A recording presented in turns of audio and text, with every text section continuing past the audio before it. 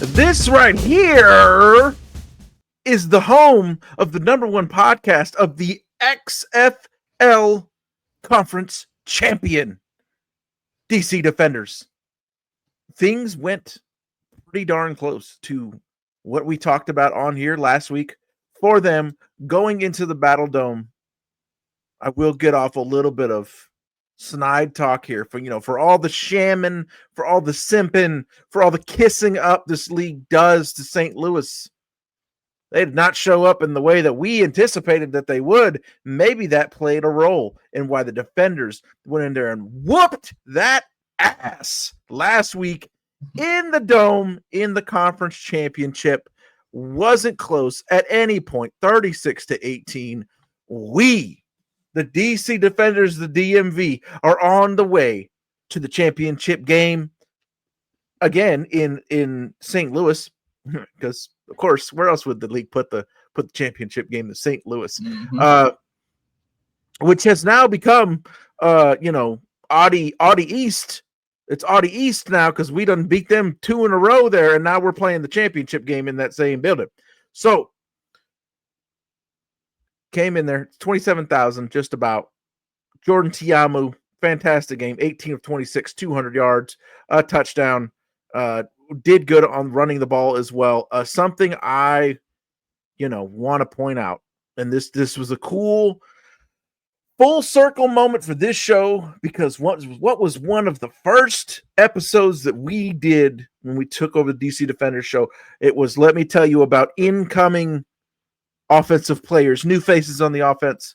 And we sat here and we told you all about this guy named Deion Jackson that was coming in, running back out of Duke, and all the physical tools he had. And and slowly over the season, he has taken over this job from former MVP and usual stalwart Abram Smith. Here he is, Deion Jackson, going wild in the conference championship game. 21 carries, 110 yards, 5 yards a carry, 2 touchdowns. The man, Seth Williams, emerging onto the scene. He was only signed a few weeks ago. 2 big catches for 61 yards and a touchdown. The usual contributors also pitching in on the receiving side. Cornell Powell continues to just get better and better. Chris Rowland, of course, 5 crucial catches, doing his thing. And, of course, as usual, as expected, Anthony Hines, Momo Sanogo, Derek Roberson, Malik Fisher, all popped up on tape on the defense. A huge hit on Max Duggan in the first half from Derek Roberson that caused a fumble. What I will say is another thing, speaking of, things that we say and talked about and hypothesized about working out, things got a little bit weird when Brandon Silvers came in. They started to move the ball. It started to get a little shaky for just a moment. But then he threw an interception as well. It was not enough to bring the Battlehawks back. Honestly, the way things were going for that Battlehawks team in the first half, probably a move they should have made earlier, and they were talking about it on the commentary, Klatt and Menifee, how even the touchdown that the Battlehawks got really only happened because of huge mistakes the defenders made. Everything else was going the defenders' way. They were completely shutting down that offense. A phenomenal job by them. Made the move to Silvers too late. And it was on. I found it interesting as well how it seemed like the commentary were discussing whether Shannon Harris would be back or not next season as the coach.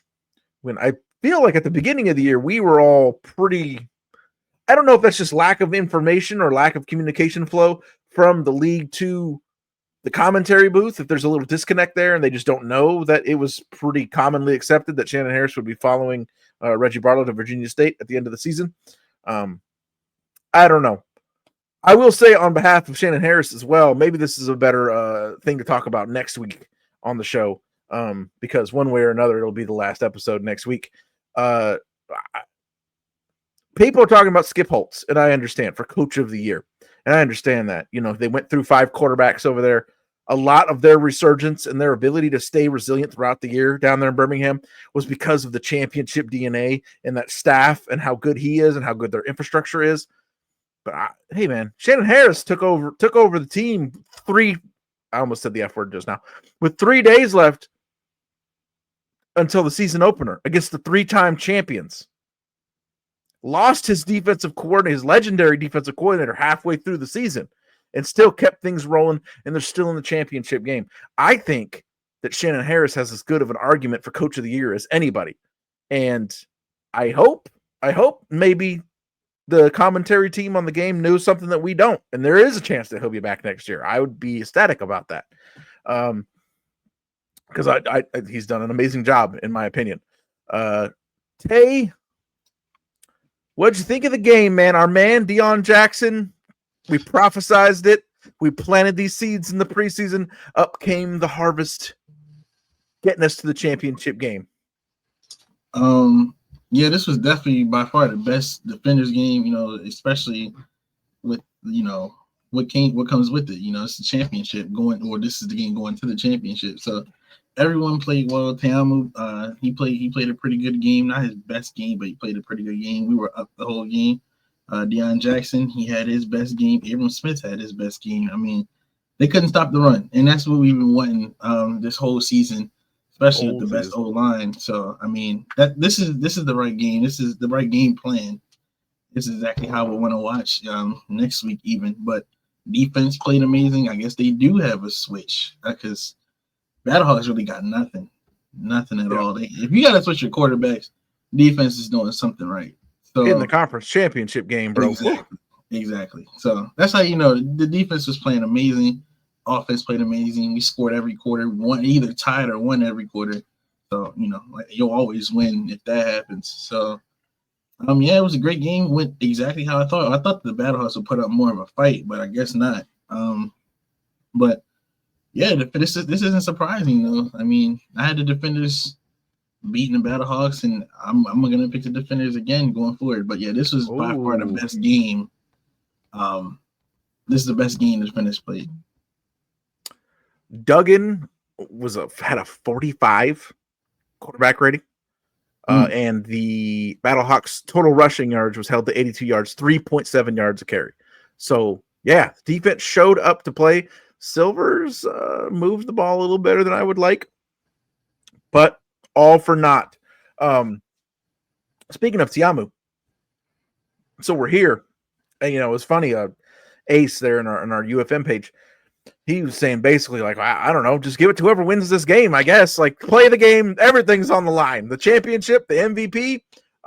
You don't see any gap, or do you think Teamu should have squared it away? Because Perkins had an amazing game on the other side as well. But Teamu played more games. Too many games, I feel like. Okay.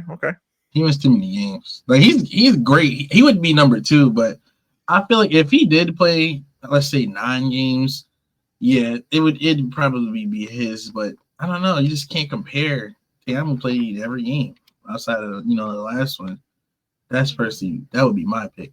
But yeah, I wouldn't hate it. Clean sweep of good first year for this podcast. Mm-hmm. If we go Coach of the Year, UFL champions, MVP, not a bad year to be covering the team. Here we go. We must be a good luck charm. So, speaking of looking to pick the Defenders again, this is gonna be something this upcoming week. We saw what it looked like the first time. Bryce Perkins is going to Bryce Perkins. If there was anything that was more apparent, it was that, because he, the Birmingham tried to come back a couple of times in that game, tried to make it dangerous, and this guy just cannot be contained. He cannot be stopped from getting his, and he is going to do some of that this upcoming championship Sunday. Teamu, Jackson, receivers, y'all are going to have the game of your lives. There's no room for mistakes here. There's no room for, cutting an out route a foot short and then not reaching to get the first down and going out of bounds, which is how things started to unravel last time. Stupid stuff. Almost said another cuss word. Stupid things is how things unraveled last time. We do not have that margin for error here. The defense looked a lot better this last week, but I've seen what I've seen over the season. I don't think we can expect, the Panthers are going to score some points this week. We're going to have to play mistake-free, and we're going to have to hold our own. And Tiamu and the boys are going to have to play the game of their lives and make it happen. Doesn't mean it can't. It absolutely can. But that's what's going to need to happen. The offense is going to have to play mistake-free, and they're going to have to be bombs away because Perkins is going to get his. What are your thoughts, man? What's your analysis on this championship game? I agree with what you said. I think the Panthers will score. So I think it's going to have to be one of those offensive carried games by the defenders. I'm thinking like mid-30s, high 40s. I mean, they scored 44 last week. We're going to need to – if they're scoring, we're going to have to go out there and match it. I mean, I hate to say it, but defense played good last week. You know that. I would say like Duggan is a bit easier, to game plan against than Bryce Perkins. So it's definitely going to be harder, but like we're going to have to score like 30 at least. I feel like the Panthers will score their touchdowns. I mean, that's how they've been all year long. So yeah, I need a high scoring out of the offense for sure. Defense needs to. If they got it in, they got it in them. But they played good last week, but it just hasn't been enough, throughout the season for me to just like expect it. Gonna need to make a play. Gonna need to steal. It's gonna need to steal a possession. Let's make an interception. Need to get a fumble. One of those things. You're gonna need to steal a possession. You're going to have to keep them to 28 or less. I think that's what it's going to have to be. It's funny too when you talk about full circle. At the beginning of the year, I'm begging and begging and begging. Please run the ball. Please run the ball 30 times a game. If we run the ball 30 times in this game, that's going to give us our best chance to win. Exactly. It's not because I don't have faith in Tiamu, but every incompletion, it's just more clock for more time for Mr. Magic Man over there on the other side to do crazy things. To this defense, run this ball, control the game, make it easy for Tiamu, steal a possession, create a turnover, make a play. Those are the things that are going to need to happen for us to pull this off, for us to complete this. Another thing that's positive, though, is it's very, very tough. If you play a good team twice, it's tough to beat them twice. Usually the other team wins the other matchup. It was a little bit different with the Battlehawks and DC because the team that DC played earlier in the season for the Battlehawks was not the team that they were playing this time. It was a completely different format, different quarterback, different everything. So that rule didn't quite apply, but I think it applies here. You're going to have to study some of these tendencies. You're going to have to find a way to make Perkins or another one of those players make a mistake, steal a possession, hold it down the best you can. Offense, you got to play mistake-free, no stupid stuff, no free stuff. And let's try to run this ball 30 times. Hold on to it. Don't let them have it. I think those are the keys. I hope with all I have in me that we are sitting here next week coming to you, lifting the trophy high. This right here has been the DC Defenders Show, the XFL champion DC Defenders Show on United Football Media.